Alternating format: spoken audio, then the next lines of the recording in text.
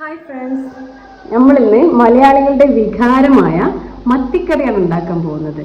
അപ്പം മത്തിക്കറി എന്ന് പറയുമ്പോൾ നമ്മൾ മൺചട്ടി അതും ഒരു ഇതിൻ്റെ ഭാഗമാണല്ലോ. അപ്പം എങ്ങനെ ഉണ്ടാക്കുക നോക്കാം. ആദ്യം നമ്മൾ വെളിച്ചെണ്ണ ഒഴിക്കണം.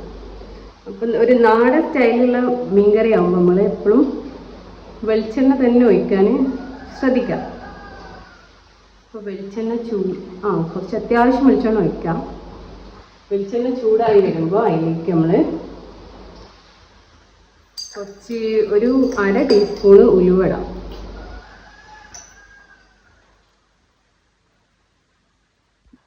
ഉലുവ ഒന്ന് പൊട്ടി വരുമ്പോൾ നമ്മൾ അതിലേക്ക് കറിവേപ്പില ഇടാം.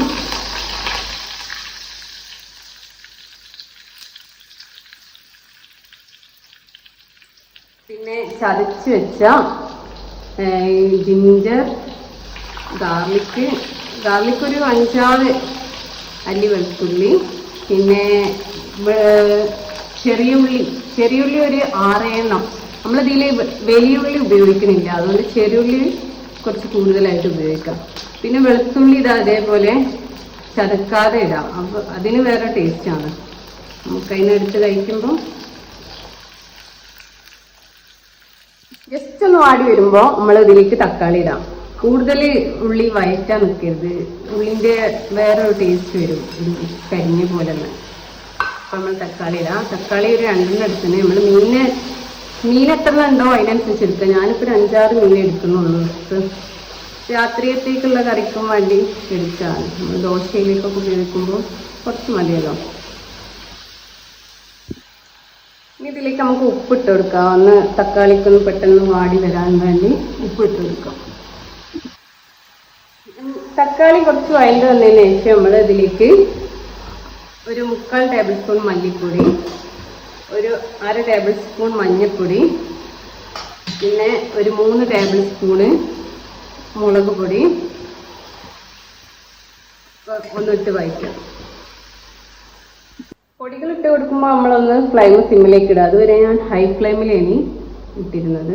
ഇതിലേക്ക് നമ്മൾ ഒരു നാരങ്ങ വലിപ്പത്തിലുള്ള പുളി പിഴിഞ്ഞ് വയ്ക്കാം.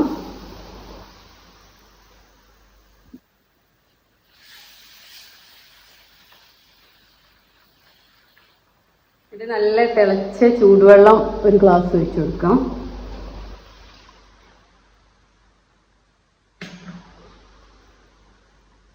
കറി നന്നായിട്ട് തിളച്ച് വരുമ്പോൾ നമ്മൾ ഇതിലേക്ക് മുറിച്ച് വെച്ച മീനിട്ട് കൊടുക്കാം. ഇനി ഫ്ലെയിം കുറച്ച് അടച്ച് വെച്ചിട്ട് ഒരു 1/2 മിനിറ്റ് ഒന്ന് വേവിച്ചെടുക്കാം. മീനൊന്ന് കുക്കായതിനു ശേഷം നമ്മൾ ഇതിലോട്ട് മല്ലിയില ഇട്ട് കൊടുക്കാം. എന്നിട്ട് നമ്മൾ ജസ്റ്റ് ഒന്ന് ഇളക്കിയതിന് ശേഷം ഫ്ലെയിം ഓഫാക്കി കൊടുക്കാം. ഇത്രയേ ഉള്ളൂ, നമ്മൾ സിമ്പിളായിട്ടുള്ള മീൻകറി തയ്യാറായി കഴിഞ്ഞു. ഇത് കണ്ടില്ലേ, നമ്മൾ ഓഫാക്കി കഴിഞ്ഞിട്ടും ഇങ്ങനെ തിളച്ചുകൊണ്ടേ ഇരിക്കും. അതുകൊണ്ടാണ് നമ്മൾ കുറച്ച് നേരം വേവിച്ചത്. മൺചട്ടിയിലായതുകൊണ്ട് അരി കിടന്ന് തന്നെ കുറച്ച് നേരം കുക്കായി കിട്ടും. അപ്പോൾ ഓക്കെ, ബായ്. നമ്മൾ ടേസ്റ്റി ആയിട്ടുള്ള മീൻകറി ഒന്ന് തയ്യാറാക്കി നോക്കുക.